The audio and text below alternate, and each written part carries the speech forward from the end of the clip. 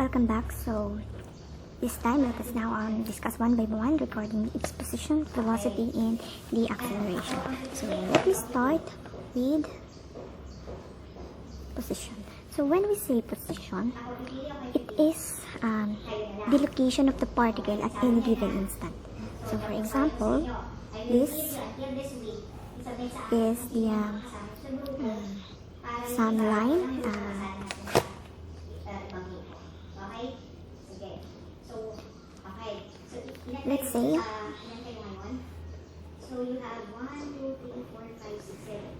Let's say at any given instant, the location of the particle is up to this point. So that is what we call the position, the location of the particle at any given instant. So for our figure, the position of this particle is defined by this symbol F.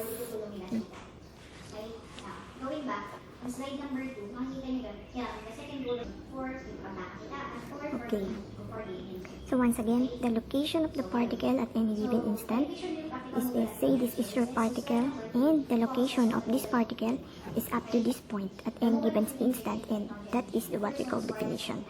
So in order for us to define our or to determine our position, of course we need some reference point. Let's say this is our point O. So from this fixed point O, our base or reference, the position coordinate S, this is our position coordinate S, is to be specified the location of the particle. So in order for us to locate our particle, we need some reference point. So in this case, our reference point or base point is from this fixed point O. Okay, so from point O, the position of the particle is defined by this letter S. Okay.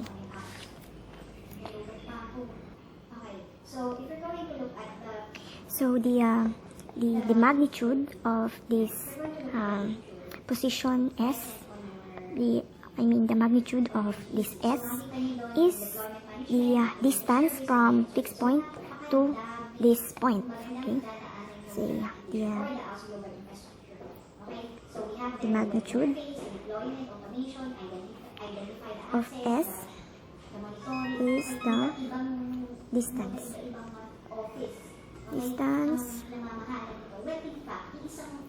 from point O to the particle. Okay. So once again, the magnitude of this position particle S is the distance from point O up to the particle. So the distance is usually in terms of length, maybe the unit for English would be in feet or in inches, or in some metric system we have meters, kilometers, etc. Okay.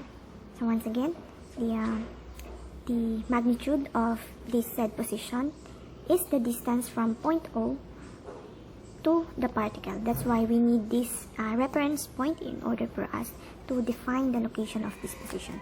While the direction of this S can be defined by an algebraic sign, positive or negative. So it is if it is on the right of the fixed point O, then it must be positive. Then if the position of the particle locates at the left side of your reference point, fixed point O, then the direction can be defined by a negative sign. So positive or negative sign. Of course, you can alternate this positive or negative sign. You can say that every particle going to right is positive, but you can also say that every particle going to the left is positive. So it depends upon to you which sign convention do you want, as long as you define it. Okay, but for some standard and references, they always tend to say that the particle along the right direction of the fixed point O is positive. Therefore, when we say position, it is a scalar or a vector quantity. Okay, yeah, since it has a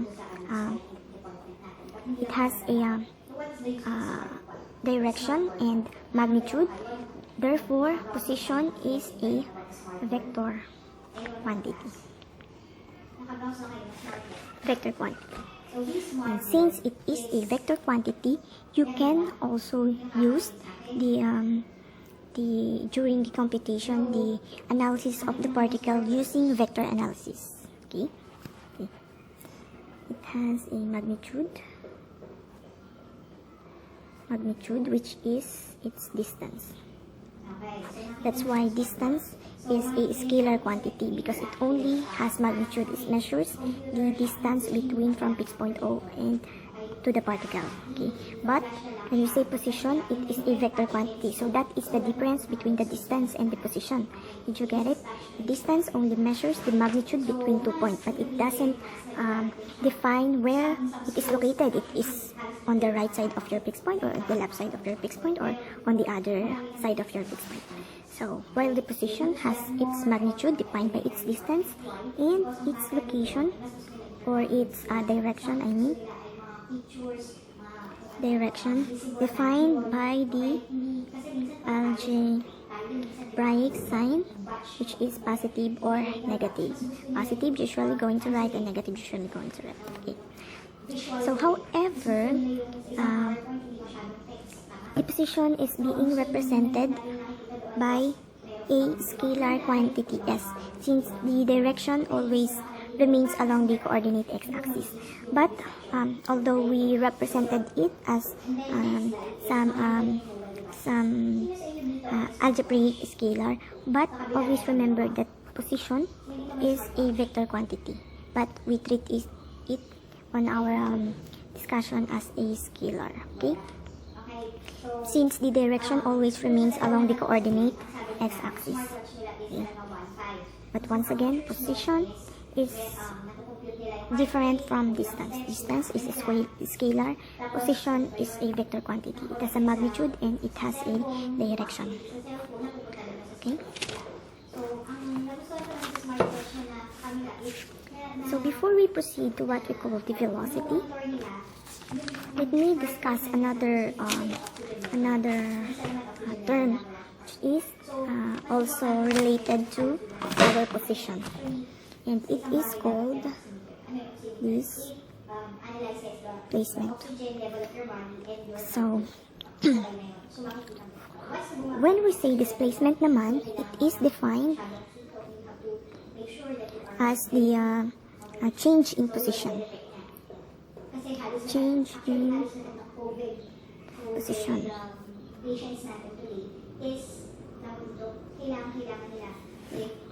So when we say displacement, it is defined as the change in position. So for example, using the illustration, here is our x coordinate. Since say rectilinear, the particle moves along a straight line. So for example, initially this is your particle with some position defined by letter S.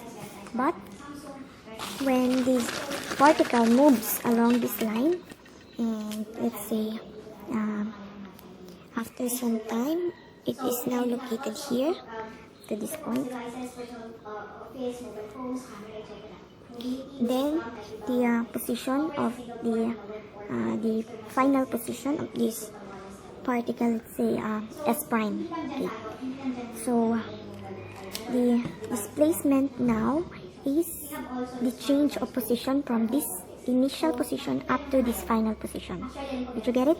The displacement is the change of position from one point to another. Therefore, mathematically, we can express this displacement as delta S, or the change in position, is equal to final minus its initial position. So, probably, when you get that, you can compute that this is your displacement. it is the change in position from this point up to this point. Okay.